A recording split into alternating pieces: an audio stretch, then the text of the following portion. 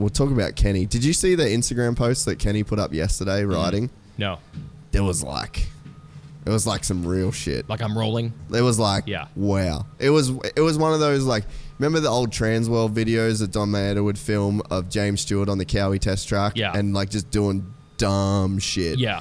Ken Roczen posted one of those videos yesterday. Right. And that lit a fire inside me for Anaheim 1. Look at that. Because I was like, damn, if that's the Ken Roczen we're getting at A1 off an Instagram post, if we're getting that dude at A1 and we've still got some time for him to get better, then I'm like super excited to see Ken Roczen back. That shows you that super elite level you're talking about, because pretty much any rider that makes a main event could probably put out something that makes you go, damn, he's really good on a dirt bike. Yes. Right? We forget that. Sometimes that they're all that good. No one might be better than another, but they're all good enough. And then people then sometimes you get a dude like Ken that comes along and posts a video like that, and you're like, how is that possible? You're like, wow, that's some new shit. That's like a new thing now. Yeah. What I like on the Instagram videos these days, we never have tracks with good whoops anymore. I think that I think it's a combination of several things. I've talked to some riders about it, including Brayton.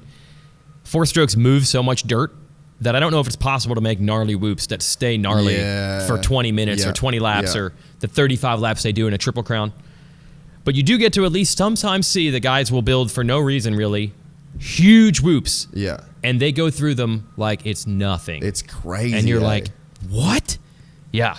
So with Ken being, he's like, I guess famously not on the Bakers program. So do you think that is helping him at the moment? Is it hurting him, or is the fact that he had that injury just too cloudy? Like, do we just not know whether the Alden thing is as big a deal for Ken as we maybe make it out to be? That's a really good point. The injury has pretty much disconnected anything, because you can't really you can't talk about Roczen without talking about the injury. And I know he's sick of talking about it. But look, we know how devastating both hand-arm injuries were. And I think some of the complications of that is body's changed with all these surgeries. That led to some illness last year. He's just never going to be the same. Yeah. So we can never compare apples to apples, oranges to oranges with Kenny ever. And honestly, I feel like whatever level he gets back to, maybe he's as good as he's going to get. Maybe he's going to be even better this year. But it's always going to be tempered by, that's amazing that he got back to this level from this. Yeah. It's always going to be there. We're never going to feel like we're seeing the full 100%. We're seeing him overcoming and doing the best he can, adapting. But the one thing I will say is Ken usually is super honest, which we love. It's more of a Euro thing where they don't seem to care about filtering. They just tell you what the truth is. But he's been very cagey about saying what this illness, like you've never heard him say the word Epstein-Barr, which other riders just throw out there. That means he either doesn't want to say that's what it is or that's not what it is. I don't know. Yeah. But a guy who's usually very forthcoming has not really been that way.